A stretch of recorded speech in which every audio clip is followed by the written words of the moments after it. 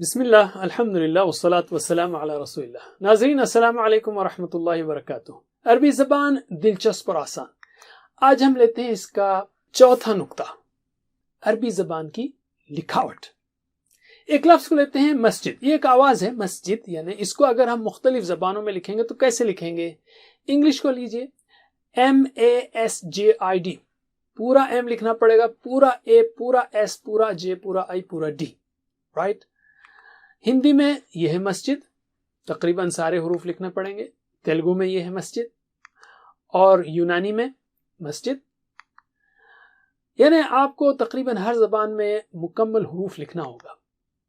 آگے بڑھنے سے پہلے میں کہوں کہ میں عبدالعزیز ہوں.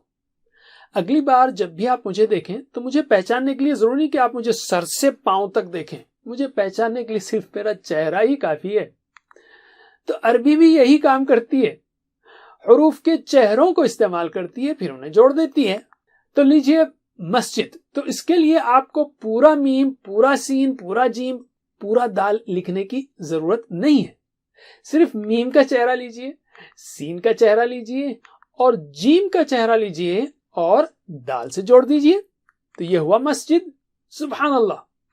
بتائیے دنیا کی کون سی زبان ہے جو لکھنے کے لیے حروف کے صرف چہروں کو استعمال کرتی ہے نا دلچسپ بات؟ اور وہ زبان ہے عربی، رائٹ. تو کیپٹل اور اسمال لیٹرز انگلش میں ہیں، جبکہ عربی زبان میں فل فارم ہے اور شارٹ فارم ہے، مکمل اور چہرہ. بہت ہی دلچسپ بات ہے. تو عربی زبان کے بارے میں ایسے کئی دلچسپ نکات ہیں. تو اس سیریز کے اور بھی ویڈیوز کو دیکھنے کے لیے ہمارے YouTube چینل کو سبسکرائب کیجیے. والسلام علیکم ورحمۃ اللہ.